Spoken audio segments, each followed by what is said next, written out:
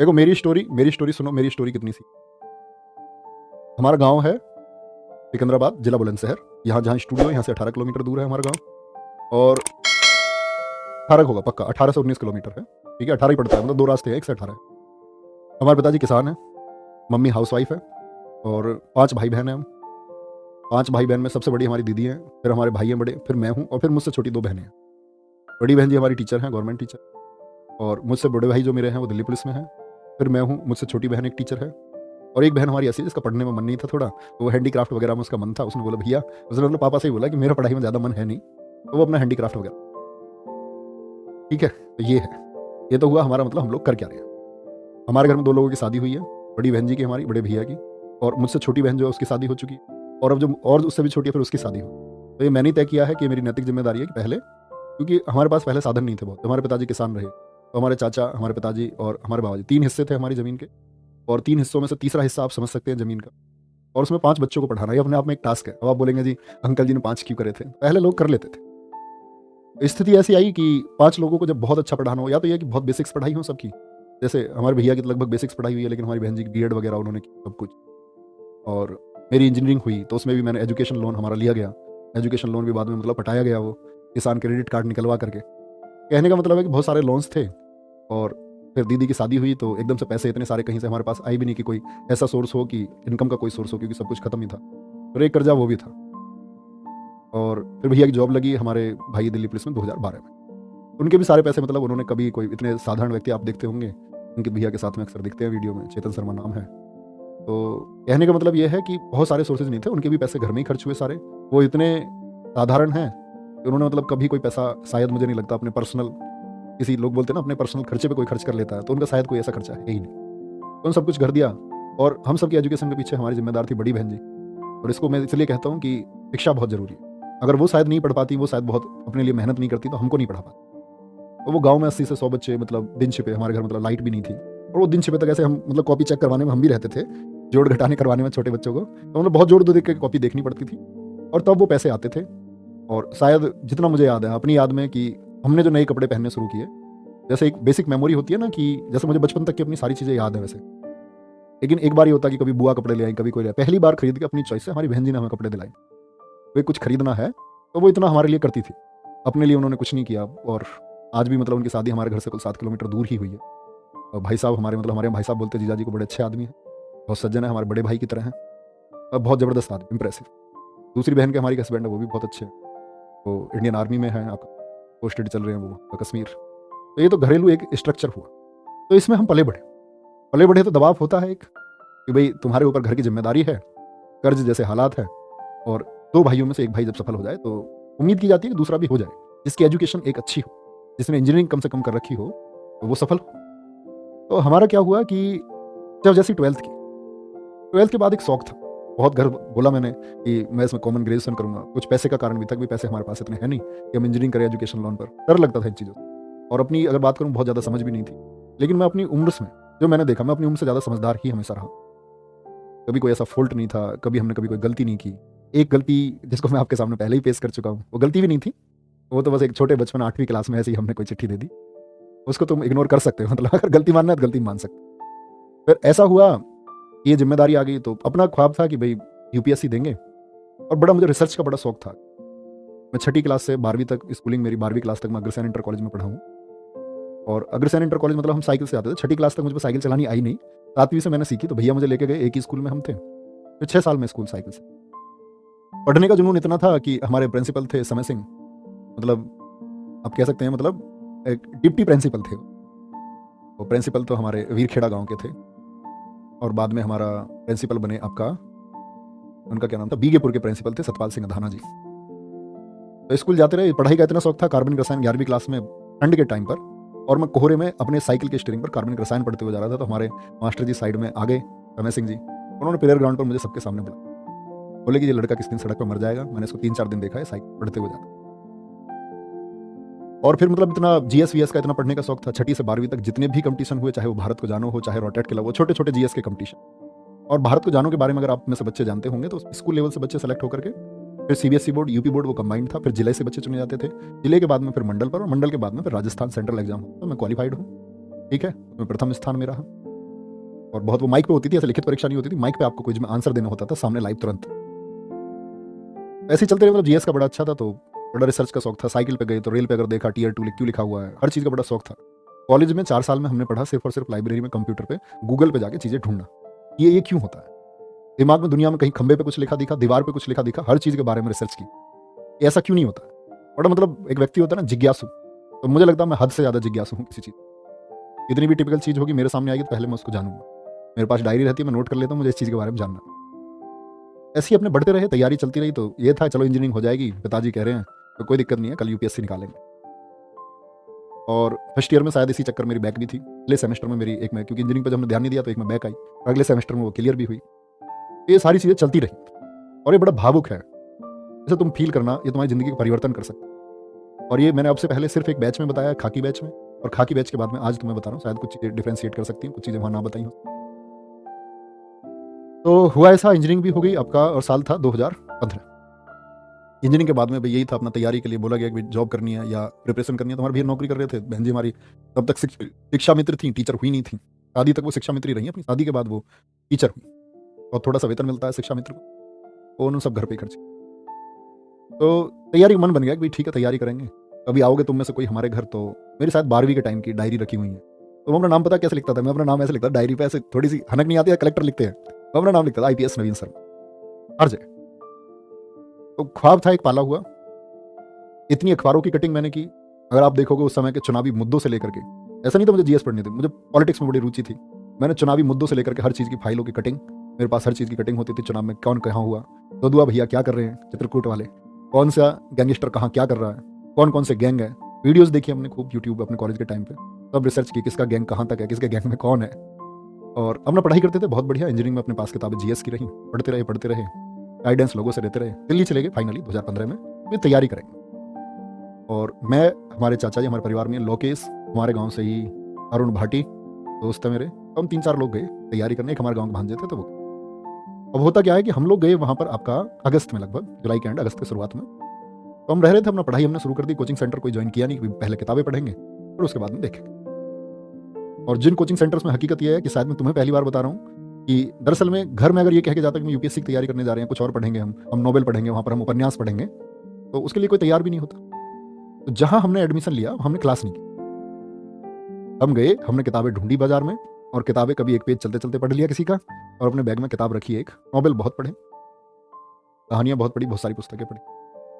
दिन आया अगस्त के बाद में नवंबर आया, तो मतलब उस टाइम ये था कि सीपीओ देना है तुमको, और सीपीओ मेरा 2016 क्वालिफाइड भी हुआ, 2015 एनटीपीसी में क्वालिफाइड भी हुआ।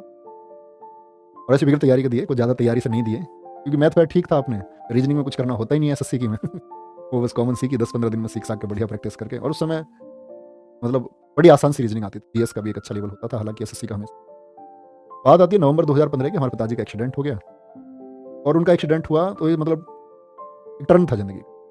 एक्सीडेंट होने के बाद में गांव में आना पड़ा। हमारे पिताजी के 17 फ्रैक्चर थे, हॉस्पिटल में रहे, मैं हॉस्पिटल में ही रहा लगातार। और वो गेहूं बोने का समय था, पिताजी हमारे किसान है, सारी जिम्मेदारी उनकी थी, चाचा के हिस्से की खेती भी वो करते थे। और आज हमारे पिताजी की उम्र लगभग अगर बात करें तो 68-69 साल है। और अगर मैं बहन भाई बताऊं तो हमारे 2 बहन भाई और थे। एक बहन हमारी हमारे घेर में ही ट्यूबवेल है, उसमें पानी में डूब करके वो मर गई थी, एक्सपायर हो गई। हम सबसे बड़ी थी, फोटो है उनका हमारे घर पे आज भी, कहते हैं वो होती सबसे सुंदर होती। एक भाई था हमारा जुड़वा, ठीक है, वो एक्सपायर हो गया।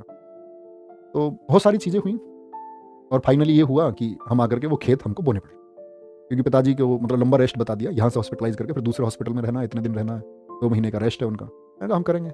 जब मैं गाँव में पहुँचा तो मैंने गाँव में पहली बार ये सोचा कि पढ़ाना शुरू करूँ। 2015 की बात में।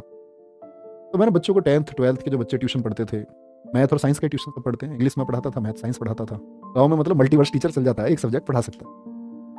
तो उसमें क्या हुआ कि हमारे गांव से बच्चे अलीगढ़ पढ़ने जाते थे, और अलीगढ़ में नकल बहुत होती है, यूपी में प्रसिद्ध है। हमारे गांव से लगभग हर साल 50, 60, 70 लड़के अलीगढ़ से 10वीं और 12वीं पास होते थे। तो पहली बार मैंने लोगों में ये प्रचारित किया कि आपको अलीगढ़ जाने की जरूरत नहीं है, मैं आपको पढ़ाऊंगा, है ना, और आप यहीं कहीं से लोकल स्कूल से फॉर्म भरो, कहीं अलीगढ़ जो 10, 12, 15 हज़ार रुपये आप देते हो, देने की जरूरत नहीं है। फीस मैं 300 रुपये लेता था पर हेड एक बच्चे से। तो कहने की बात है, बच्चे मेरे पास पढ़ने लगे, उनको दिखा कि ये लड़का मेहनत करता है, सबने भेजा गाँव में, क्योंकि हमारी बहन जी पहले पढ़ाती थी, तो आप समझ सकते हो पृष्ठभूमि थी कि ये लोग पढ़ाते हैं। अब उस पढ़ाने में क्या हुआ प्यारे बच्चे, कि कुछ ऐसी इमेज बन गई कि आप लोग जानते हैं कि अध्यापन एक सम्मान की चीज़ है, और आपका सम्मान बढ़ता है। नो डाउट यही हमारे साथ हुआ और यही चीज़ हमारे लिए नेगेटिव भी हुई। गाँव में एक पक्ष मतलब वो चीज़ें पुरानी हो चुकी हैं, सॉल्व आउट हो चुकी हैं वो चीज़ें, पर मतलब एक बस ये सच्चाई के नाते है, किसी वैमनस्यता के नाते नहीं है। तो उन उन लोगों को ये चीज़ें खरी नहीं उतरी हैं, तो उन लोगों ने बहुत सारी साजिशें की, प्लानिंग की, तो ऐसा नहीं होना चाहिए। और उसी प्लानिंग में क्या हुआ, वो ईर्ष्या बढ़ते-बढ़ते इतनी बढ़ गई कि उसमें लोगों की बदतमीज़ी हमारे खिलाफ, और वो बदतमीज़ी ऐसे हुई कि मतलब घर के सामने किसी ने गाली दे दी, किसी ने कमेंट कर दिया किसी के ऊपर, हमारे पिताजी से कुछ। पिताजी हमारे बड़े दिलदार आदमी हैं, लेकिन उनको लगता था यार बालक है हमारे, अभी स्ट्रगल फेस चल रहा है सबका, सब कुछ भी। मुझे इतना टॉर्चर किया गया 6 महीने तक लगातार कि मैं किधर से निकल के भी जा रहा हूँ, तो मेरे ऊपर मतलब ऐसे टिप्पणी की जा रही है। और उस टिप्पणी की मतलब सीमाएँ होती हैं, वो सीमाएँ पार होते हैं। वो टिप्पणी मतलब बहुत ज़्यादा हो गई, और आप लोग समझ सकते हैं इस बात को, क्या बताऊँ? मतलब उस चीज़ से चीज़ें खत्म हो गई। एक दिन ये हुआ कि हमने ये तय किया कि हम अपनी पढ़ाई-वढ़ाई जो कुछ अपने सपने हैं सब कुछ छोड़ देंगे। हम पहले इस बदलाव के लिए लड़ेंगे कि आखिर ऐसा होता ही क्यों? क्यों किसी बढ़ते व्यक्ति को रोका जाता है? क्यों ईर्ष्या पैदा होती है? तो हम उस ईर्ष्या से टकराने के लिए खड़े हो गए। या तो हम खत्म होंगे या ईर्ष्या खत्म। उसमें बहुत कुछ हुआ, बहुत सारे फर्जी मुकदमे लिखे गए, बहुत सारे सही मुकदमे लिखे गए, और मतलब चीज़ें ऐसी चलती रही। फिर हम पिस्टल लगा के इधर से उधर, फरारी जैसे हालात रहे। मतलब वो एक मतलब हद से ज़्यादा टॉर्चर किसी को कर देना, वो टॉर्चर जैसे हालात मेरे हो गए। और कई बार मन करता है यार जीवन में कुछ है नहीं, एक-एक दिन तक सोना नहीं। फिर ये चीज़ें सॉल्व आउट हुई आपका 2018 में आकर के। हमारे भैया हमेशा से ये सोचते रहे, भाई कुछ करना है, सीधे थे। बोले लोगों का काम है, तुम ये करो, अपनी तरक्की पे ध्यान दो। तो इन सब चीज़ों को सॉल्व होने में 3 से 4-5 साल का जो गोल्डन पीरियड था अपनी पढ़ाई का, वो खत्म हो गया। जो सिलेक्शन था अपना टीपीओ एनटीपीसी, वो किसी काम नहीं आए क्योंकि मुकदमे लग चुके थे, कोई अर्थ उनका नहीं रहा।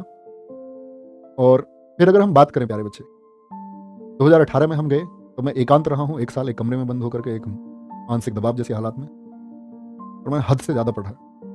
आप बोलते हैं ना 6 घंटे 4 घंटे। मेरे दोस्त है मेरे साथ मंजीत भाटी, मेरे सबसे करीब मित्रों में से, मैं 7 दिन लगातार भी जा, 7 दिन लगातार।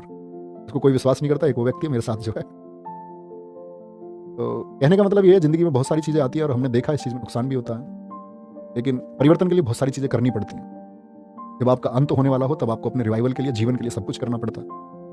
और मेरा मानना ये है, इन सारी चीज़ों का निष्कर्ष मैं आप लोगों के आस-पास क्या पहुँचाऊँ कि आप मेरे छोटे भाई-बहन हैं, तो निष्कर्ष ये है कि आप मतलब ऐसी चीज़ों से बचना, बहुत दूर रहना। जब आप सफलता की तरफ बढ़ रहे हो ना, तो आप लोगों के सामने हाथ जोड़ के रखना, नहीं तो आपको पूरी ज़िंदगी मलाल रहेगा कि आप ये कर पाते।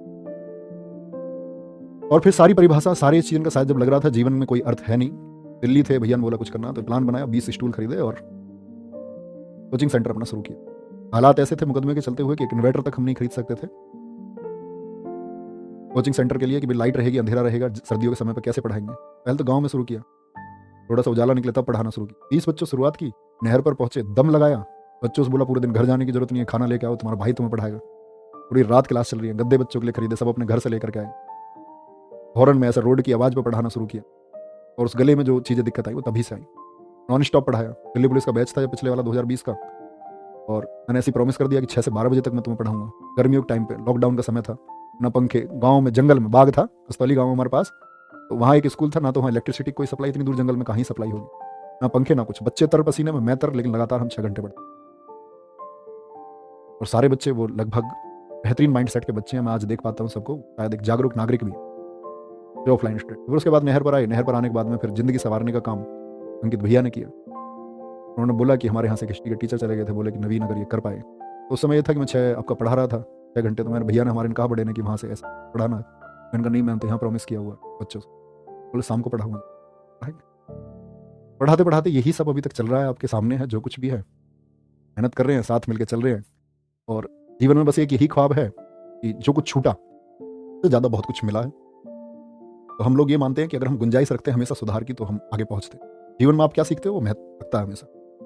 आज शायद हम कहीं डिस्ट्रिक्ट मजिस्ट्रेट भी हो जाते तो शायद इतने लोग हमें नहीं जान पाते, कहीं हम शायद आईपीएस भी होते तो लोग हमें नहीं जान पाते, हम कहीं इंस्पेक्टर होते तो नहीं जान पाते, सब इंस्पेक्टर होते नहीं जान पाते, हम कहीं रेलवे में काम कर रहे हो तो लोग इतने हमको नहीं जान पाते। और सबसे बड़ी बात है, सर्विस सेवा हम इतने लोगों को दे नहीं पाते। एक डिस्ट्रिक्ट मजिस्ट्रेट चंद लोगों को सेवा दे पाता है अपने पूरे जीवन काल में, एक आईपीएस चंद लोगों के लिए सही काम कर पाता है, एक सब इंस्पेक्टर ना के बराबर लोगों के लिए सही काम कर पाता है अपनी जिंदगी में, राजनीतिक दबाव के चलते। लेकिन मुझको लगता है कि हम लोग जो काम कर रहे हैं पर कोई ना तो कभी दबाव बना सकता है, और हम हजारों घरों की जिंदगी संवार सकते हैं। उस दिन प्रण किया कि अपना जिंदगी, जिस दिन वो मैंने 20 स्टूल खरीदे, कि हम कभी ना तो कभी कोई फॉर्म भरेंगे, आगे केस मुकदमे सब खत्म हो गए, लेकिन हमने डिसाइड किया हम पूरी जिंदगी अब अध्यापक रहे। टीचर मीन्स टीचर, ऐसा नहीं कि अपनी तैयारी करेंगे, नौकरी लग जाएगी, नौकरी करेंगे, बच्चों को आज पढ़ाएंगे, कल नहीं पढ़ाएंगे, परसों चैनल बदलेंगे, नहीं, एक जगह पढ़ाएंगे, अपने अंतिम क्षण तक, अंतिम सांस तक पढ़ाएंगे, बच्चों में वैल्यूज डेवलप करेंगे, बच्चों को सिखाएंगे कि शिक्षा क्या महत्व है। सब कुछ चल ही रहा है, कोई दिक्कत नहीं है। और बाकी अगर बात करते हैं, वे बच्चों तक तो हम है ही, जिंदगी हम सवार पा रहे हैं। और एक चीज़ होती है धन, के बारे में शायद कभी कोई ऐसा पंथ रहा नहीं। इसके बारे में हमारे चैनल के ऑनर जानते हैं कि धन से मेरा कितना लेना देना है या कितना नहीं है। वो चीज़ें मैं आपके पास डिलीवर करूँ तो वो शायद एक झूठ होगा, सत्य होगा, तो कभी उससे कोई वास्ता। आज भी हमारे पैसे हैं, मेरे भैया और ये दोनों आपस में मित्र हैं, अंकित भैया। तो मैं मेरे जो भी पैसे मेरे भैया के पास वहाँ पहुँच जाते हैं, कोई दिक्कत नहीं है, तो मैं ले लेता हूँ जो मुझे ज़रूरत होती है। इतना ही सीन है और बस मेहनत करते रहेंगे, आगे बढ़ते रहेंगे। अपना ख्याल रखो और मतलब तुम मेहनत करो, अपनी योजना बनाओ। और जीवन में कहते हैं ना, आपको एक चीज़ सिखाई जाएगी कि नसीब में जो लिखा। मेरा मानना है प्यारे बच्चे, नसीब ठीक है, हमको हर चीज़ को वैल्यूएशन देना चाहिए, लेकिन मैं आपको एक बात बताता हूँ, सबसे बड़ी चीज़ योजना होती है। आपके पास एक बेहतर योजना है और आप उस पर काम करेंगे तो आप जरूर सफल होंगे। और वो चाहे आपकी सरकारी नौकरी की बात हो। मैं बोलता हूँ ना, आप में से हमेशा सारे बच्चे सफल नहीं हो सकते, लेकिन आप में से बहुत सारे बच्चे सफलता के ऐसे मुकाम भी लिखेंगे जो किसी ने ना लिखे, जो आपने स्वयं नहीं सोचे होंगे कि आप इतने सफल हो सकते हैं, आप इतने सफल हो जाएंगे। मेरे को अभी पूछा सर आपकी कितनी सैलरी है? एक डिस्ट्रिक्ट मजिस्ट्रेट अगर ईमानदारी से जितना 10 सालों में कमाएगा, इतना हम 1 महीने में। ईमानदारी की बात कर रहा हूँ मैं, वो भ्रष्ट हो जाए तो बात दूसरी है, वो भी एक अलग विषय है। मुझे लग रहा है मुझे सारी चीज़ें आपको बता देनी चाहिए, तो अपना ख्याल रखिए बहुत सारा। और ये भावनात्मक चीज़ें हैं, मैं इनके लिए परेशान नहीं होता, नहीं तो मैं इन चीज़ों के लिए बहुत दिन रोया भी हूँ, बहुत मतलब मानसिक वेदना होती है ना, वो उत्पन्न भी हुई है। लेकिन अब ये चीज़ें थोड़ी सी नमी आती है आंखों में, लेकिन अब लगता है सब सही है। ये जीवन का एक अध्याय है, मुझे लगता है मेरे अनुभव का सबसे बड़ा कारण यही है कि मैं हर वर्ग में जिया हूँ। हर वर्ग से मतलब शिक्षित वर्ग से लेकर के इसी दौर में मैं बहुत सारे अफसरों से, बहुत सारे राजनीतिकों से, अपने मामले में, अपने बचाव में, लोगों के बचाव में बहुत सारे लोगों से मिला। बहुत जीवन में भागदौड़ रही 4-5। तो शायद मुझे लगता है तभी का अनुभव है और ये हमेशा काम आता है, हर एक फील्ड में, हर जगह काम आता है। और ये मेरे काम आज भी आता है। बस आप लोग अपना ख्याल रखिए। अंतिम क्लास है, ये चीज़ें आपको ऐड होकर मिल जाएंगी, तो अनुसरण करना। मैंने 2 लेसन आपको बताया कि जिंदगी में आप प्यारे बच्चे बस आगे बढ़ते रहना। तो कभी भी कितनी भी नेगेटिव हालात आ जाए, कितनी भी गड़बड़ आ जाए, आपको लगेगा आप इसके आगे नहीं कर पाओगे, चाहे वो पैसे की वजह से हो, चाहे वो आर्थिक तंगी की वजह से हो, चाहे वो सामाजिक दबाव की वजह से हो, आपको लगेगा आप इससे आगे नहीं बढ़ पाओगे। लेकिन आप बस ये थॉट प्रोसेस अपने दिमाग में मता देना कि तुम इससे आगे नहीं बढ़ पाओगे। तुम हमेशा खुद से कहना, खुद के ऊपर बोलते हैं ना, खुद के ऊपर विश्वास। अगर आपको आत्मविश्वास होगा ना कि मैं इस बॉर्डर लाइन को पार कर जाऊंगा, तो तुम कर जाओ। अपना ख्याल रखिए बहुत सारा। बाय बाय, टेक केयर, जय हिंद, जय भारत, जय मां सरस्वती।